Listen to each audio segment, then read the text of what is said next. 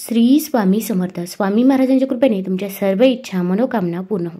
येत्या गुरुवारी आहे होळी, तसेच याच दिवशी पौर्णिमा देखील आहे. या दिवशी जर आपण काही उपाय केले, काही सेवा केल्या तर त्या खूप खूप प्रभावी ठरतात. हिंदू धर्मात होळी हा सण वाईटावर चांगल्याच्या विजयाचे प्रतीक मानले जाते. या दिवशी सर्वजण आपापसातील मतभेद विसरून एकत्र येऊन रंगांचा हा सण साजरा करतात आणि एकमेकांना रंग लावून शुभेच्छा देतात. आध्यात्मिक दृष्टिकोनातूनही या दिवसाला विशेष महत्त्व आहे.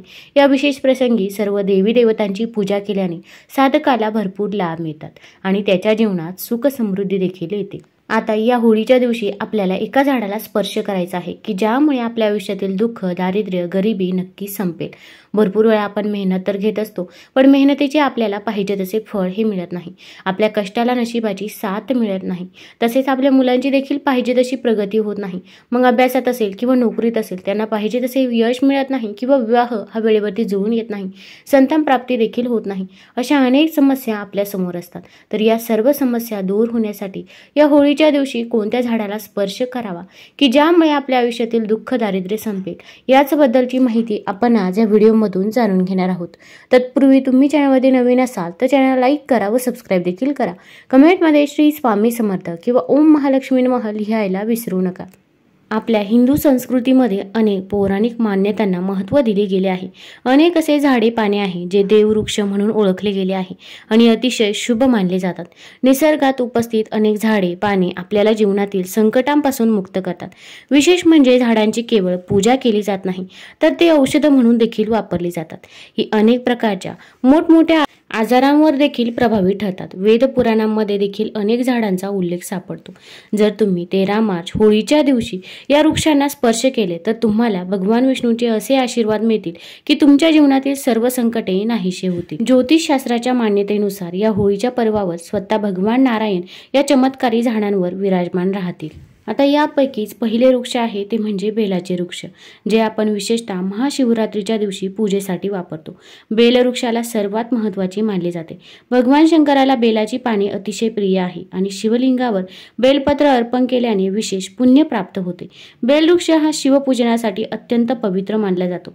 बेलाची पाने भगवान शंकरांना अत्यंत प्रिय आहे. बेलवृक्ष माता पार्वतीच्या घामातून निर्माण झाला होता आणि स्कंद पुराणानुसार हा वृक्ष देवीचे स्वरूप मानला जातो, म्हणजेच तो नवदुर्गेचा स्वरूप आहे. स्कंद पुराणाच्या कथेनुसार बेलवृक्षाच्या मुळामध्ये गिरिजा, खोडात महेश्वरी, फांद्यामध्ये दक्षिणायनी, फळामध्ये कात्यायनी, फुलामध्ये गौरी आणि संपूर्ण वृक्षात माता लक्ष्मी यांचा वास असतो. माता पार्वतीच्या घामातून निर्माण झाल्यामुळे या वृक्षाला अनेक देवी देवतांचे स्वरूप मानले जाते. त्यामुळे हा वृक्ष धार्मिकदृष्ट्या अत्यंत महत्त्वाचा आहे.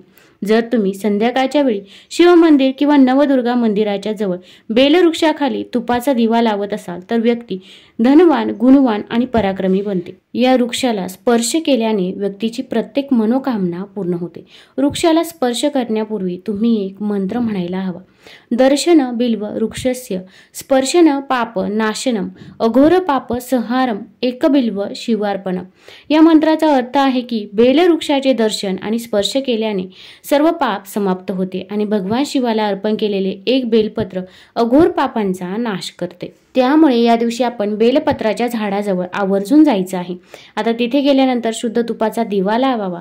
तसेच त्या झाडाला आपण स्पर्श करायचा आहे. 11 प्रदक्षिणा करायच्या आहे.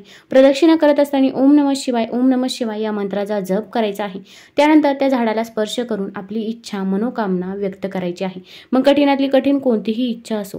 घरामध्ये पैसा येतो पण तो पैसा स्थिर राहत नाही किंवा खूप कष्ट करून, मेहनत करून देखील कष्टाचे फळ मिळत नाही. जे काही आहे ते मनापासून आणि श्रद्धेने आपण बेलाच्या झाडाजवळ सांगायचं आहे. तसेच आपण तिथे जेव्हा दिवा प्रज्वलित करणार आहोत तर तो दिवा आपण उत्तर दिशेकडे तोंड करून प्रज्वलित करायचा आहे.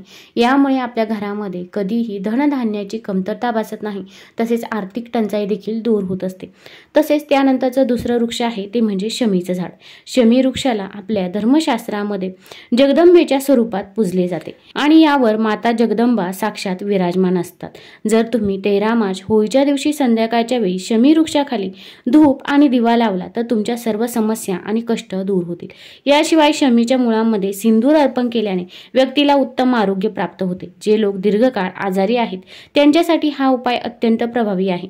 जर तुमच्या घरातील कोणी सदस्य खूप दिवसांपासून आजारी असेल तर त्या व्यक्तीच्या शरीरावरून 7 वेळा सिंदूर उतरून शमीच्या मुळामध्ये ठेवा, यामुळे त्याचे आजार लवकर बरे होतील। याशिवाय जर तुम्ही आजारी पडण्यापासून वाचू इच्छित असाल तर नेहमी निरोगी राहू इच्छित असाल तर शमीच्या मुळामध्ये सिंदूर अर्पण केल्याने तुमचे रोग हे नष्ट होऊ शकतात। त्यामुळे होळीच्या दिवशी आपण शमीच्या झाडाची देखील पूजा करायची आहे। तसेच आपण एक तांब्या भरून पाणी घ्यायचं आहे। घरामध्ये जर गंगाजल असेल तर त्या पाण्यामध्ये 2 थेंब गंगाजल टाकायचं आहे। तसेच थोडंसं कच्चं दूध देखील घ्यायचं आहे आणि हे सर्व आपण शमीच्या झाडाला अर्पण करायचं आहे। शमीच्या झाडामध्ये शनी देवतेचा वास असतो। तसेच या झाडाची पूजा केल्यामुळे शनिदेव, महादेव आणि माता लक्ष्मी देखील प्रसन्न होत असते। आता तिथे या सर्व वस्तू अर्पण केल्यानंतर त्या झाडाला स्पर्श करायचा आहे आणि तुमची इच्छा, मनोकामना तिथे व्यक्त करायची आहे। आता महादेवाचं मंदिर असेल तर तिथे तुम्हाला शमीचं झाड बघायला मिळेल। अगदी जिथे कुठेही शमीचं झाड असेल तर तिथे आपण होळीच्या दिवशी पूजा सेवा नक्कीच करू शकता। या दिवशी पौर्णिमा देखील आहे, त्यामुळे या दिवसाला अनन्यसाधारण महत्त्व आहे। आपण सेवा करायला चुकायचं नाही। आता यानंतरचा वृक्ष आहे तो म्हणजे पारिजातचा वृक्ष।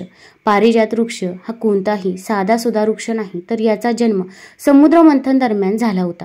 स्वतः देवराज इंद्राने याला त्याच्या नंदनवनात स्थापित केले होते, पण नंतर भगवान श्रीकृष्ण हा वृक्ष पृथ्वीवर घेऊन आले, जेणेकरून मानव त्याचा लाभ घेऊ शकेल। हा वृक्ष माता लक्ष्मीचे प्रतीक मानला जातो, कारण माता लक्ष्मी देखील समुद्र मंथनातून प्रकट झाल्या होत्या। त्यामुळे या वृक्षाची पूजा केल्याने माता लक्ष्मीची कृपा प्राप्त होते आणि जीवनात सुख समृद्धी येते। होळीच्या दिवशी या वृक्षाला स्पर्श करणे आणि त्याची पूजा करणे अत्यंत शुभ मानले जाते। जर तुम्हाला शरीरात थकवा, वेदना किंवा ऊर्जा कमी असल्यास किंवा व्रताच्या दरम्यान अशक्तपणा जाणवत असेल तर संध्याकाळी पारिजात वृक्षाला स्पर्श केल्याने तुमच्या सर्व अडचणी दूर होतात। हा वृक्ष सकारात्मक ऊर्जेचा भंडार आहे आणि त्याचे स्पर्श केल्याने शरीरात नवीन ऊर्जा संचारते। या शुभ प्रसंगी जेव्हा तुम्हाला वेळ मिळेल तेव्हा पारिजात वृक्षाजवळ जाऊन श्रद्धेने प्रणाम करा। जर शक्य असेल तर त्याच्या मुळाशी देखील थोडा सिंदूर अर्पण करावे। तसेच तिथे देखील आपण एक शुद्ध तुपाचा दिवा प्रज्वलित करायचा आहे। दिवा प्रज्वलित करत असताना त्यामध्ये आपण चिमूटभर हळद देखील टाकायचं आहे। तसेच एक तांब्या भरून पाणी अर्पण करावे आणि आपल्याला तिथे एक प्रार्थना करायची आहे। हे पारिजात वृक्ष आपण स्वयं देवी लक्ष्मीचे स्वरूप आहात। कृपया आमच्या सर्व समस्या दूर करा।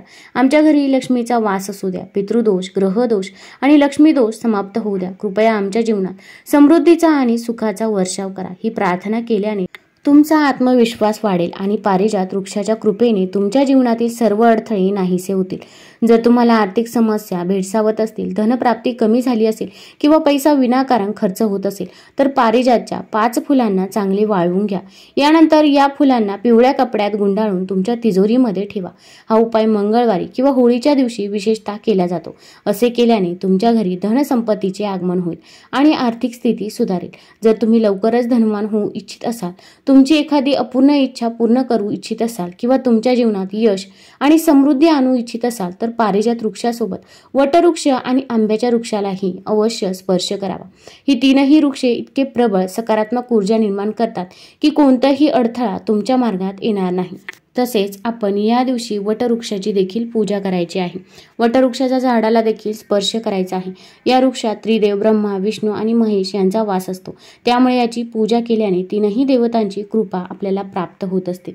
तसेच वटवृक्षाच्या झाडाखाली देखील एक शुद्ध तुपाचा दिवा आपण आवर्जून प्रज्वलित करायचा आहे। तसेच आपण त्या झाडाला थोडंसं कच्चं दूध आणि पाणी देखील अर्पण करायचं आहे।